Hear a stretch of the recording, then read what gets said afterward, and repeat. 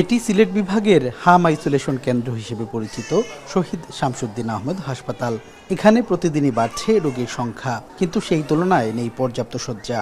ফলে অনেক শিশুকেই চিকিৎসা নিতে হচ্ছে হাসপাতালের মেঝেতে। সুনামগঞ্জ থেকে হামাক্রান্ত ছেলে আরিয়ানকে নিয়ে হাসপাতালে এসেছেন তার মা ও বৃদ্ধ দাদি। বেড না পেয়ে মেঝেতেই চলছে রোগীর চিকিৎসা। শুধু আরিয়ানের পরিবার নয়, একই পরিস্থিতিতে পড়েছেন বিভাগের বিভিন্ন জেলা থেকে আসা আরও অনেক রোগী। ফিলিপটা লিখে দিলে তো আমরা আসানি তাইলাম না, এখান থেকে আমরা কিতা করতাম যদি না আপনারা দেখুন না। আর খালি বড় ডাক্তার আইবা খুমবালা বড় ডাক্তার আইবা। নার্সের কাছে গেলে ওইটা কর যে আপনারা 3 নম্বর রুমে যাকা 2 নম্বর রুমে যাকা। এখনও তো আমার এত ফাইল, আমি 3 নম্বর রুমে গেছি, কেউ নাই।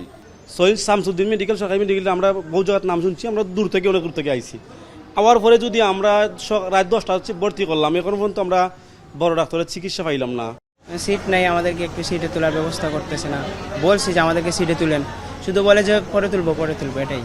স্বজনদের অভিযোগ, বেড সংকটের পাশাপাশি চিকিৎসকের স্বল্পতায় ব্যাহত হচ্ছে চিকিৎসা সেবা।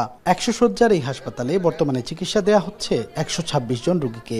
অতিরিক্ত রোগীর চাপ সামাল দিতে হিমশিম খেতে হচ্ছে হাসপাতাল কর্তৃপক্ষকে।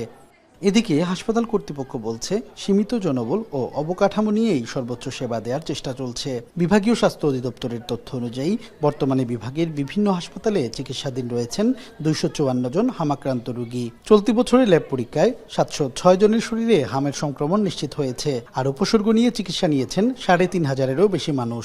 4 নম্বর ওয়ার্ডে 25 জন রোগী দেওয়া যায়। বর্তমানে আমাদের এখানে 38 জন রোগী আছে, সেজন্য আমরা ফ্লোরিং এবং ডাবলিং আছে। ইমার্জেন্সিতে অন্তর্বিভাগে এবং বহির্বিভাগে রোগী পর্যাপ্ত সংখ্যক চিকিৎসক রয়েছেন। সবাই চান আসলে ওনার রোগীটা যেন আগে দেখা হোক, এই জন্য হয়তো বা তাদের একটা অভিযোগ থাকতে পারে। এটি আসলে এখন হয়তো প্রকট আকার ধারণ করেনি। এদিকে শিশুদের মৃত্যুর হার বেশি হওয়ায় গর্ভবতী মায়েদের ভ্যাকসিনের আওতায় নিয়ে আসার পরিকল্পনা চলছে বলে জানিয়েছে বিভাগীয় স্বাস্থ্য অধিদপ্তর। বাইরে বলতে সন্তান সম্ভবা যারা আছে অথবা ভবিষ্যতে সন্তান নিতে যায়, এদেরকে আমরা ভ্যাকসিন ইনক্লুডেড করা যায় কিনা সে ব্যাপারে আমরা একটা প্রস্তাবনা দিয়েছি।